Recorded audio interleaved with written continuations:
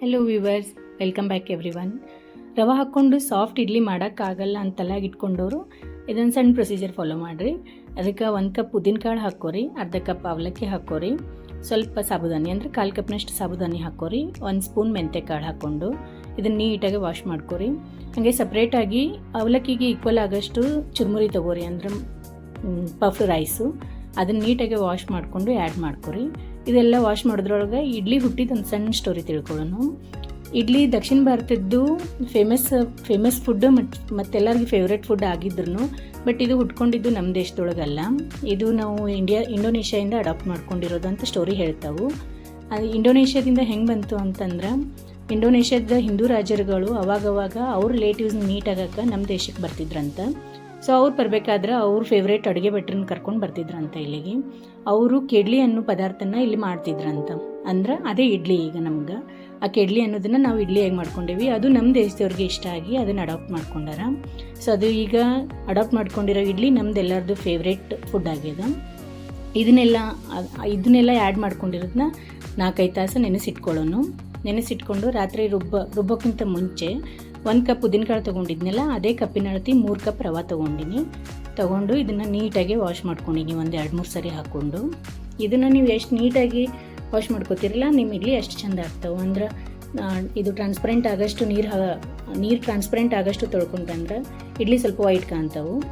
ಅಷ್ಟೇ ಆ್ಯಡ್ ಮಾಡಿಕೊಂಡು 5 ನಿಮಿಷ ನೆನೆ ಇಟ್ಕೊಂಡು ಆಮೇಲೆ ನೀರೆಲ್ಲ ಬಸ್ತಿಟ್ಕೊರಿ. ಈಗ 4-5 ತಾಸು ನೆಂದಿರೋ ಉದ್ದಿನಕಾಳ್ದು ಆಮೇಲೆ ಅವಲಕ್ಕಿ ಸಾಬುದಾನಿ ಹಾಕಿದ ಮಿಕ್ಸ್ಚರ್ ಇರ್ತದಲ್ಲ, ಅದನ್ನು ರುಬ್ಕೊರಿ. ನೀವು ಮಿಕ್ಸರ್ ಒಳಗಾರ ರುಬ್ಕೊರಿ, ಗ್ರೈಂಡರ್ ಒಳಗಾರ ರುಬ್ಕೊರಿ, ಇಲ್ಲ ಕಲ್ಲೊಳಗೆ ರುಬ್ಕೊಳ್ಳೋರಿದ್ರೆ ಅದು ಇನ್ನೂ ಚಲೋ, ಇನ್ನೂ ರುಚಿ ಆಗ್ತವೆ ಇಡ್ಲಿ. ಸೊ ರುಬ್ಕೊಂಡು ಇದನ್ನು ಆಮೇಲೆ ನೆನೆಸ್ಕೊಂಡಿರೋ ರವಾಕ್ಕೆ ಮಿಕ್ಸ್ ಮಾಡ್ಕೊರಿ. ಇದು ನಾರ್ಮಲ್ ದೋಸೆ ಹಿಟ್ಟು ಥರ ರುಬ್ಕೋಬಾರ್ದು, ಸ್ವಲ್ಪ ತಿಕ್ಕಾಗಿ ಗಟ್ಟಿಯಾಗಿರ್ಬೇಕು ಹಿಟ್ಟು ಗಟ್ಟಿ ಇದ್ದಷ್ಟು ಇಡ್ಲಿ ಸಾಫ್ಟ್ ಆಗ್ತಾವೆ.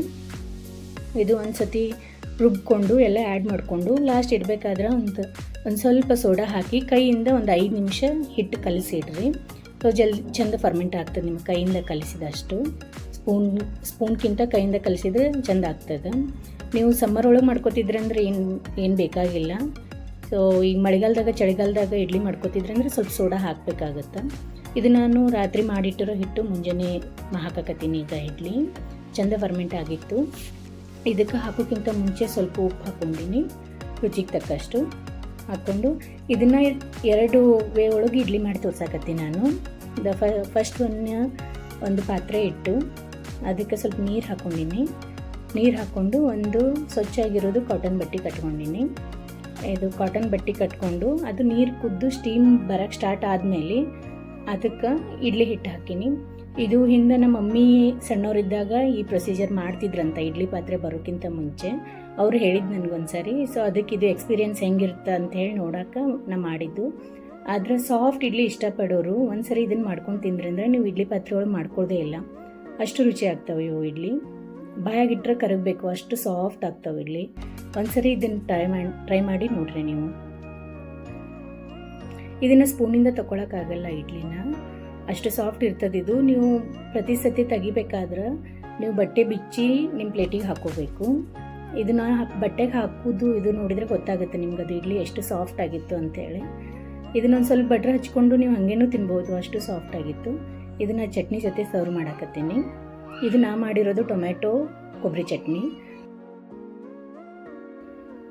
ಆಮೇಲೆ ಇನ್ನೊಂದು ಪ್ರೊಸೀಜರು ನಾರ್ಮಲ್ ಇಡ್ಲಿ ಪಾತ್ರೆ ಒಳಗೆ ಹಾಕ್ಕೊಂಡು ಮಾಡ್ಕೊಂಡಿದ್ದು.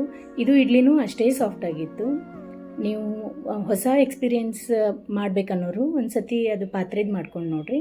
ಇದು ನಾರ್ಮಲ್ ರವೆ ಇಡ್ಲಿ ಸಾಫ್ಟ್ ಆಗಲ್ಲ ಅಂತ ಅಂದ್ಕೊಂಡವರು ಒಂದು ಸತಿ ಈ ಮೆಜರ್ಮೆಂಟ್ ಒಳಗೆ ಮಾಡಿ ನೋಡಿರಿ. ಸಾಫ್ಟಾಗಿ ಇಡ್ಲಿ ತಿನ್ನಿರಿ, ಎಂಜಾಯ್ ಮಾಡಿರಿ.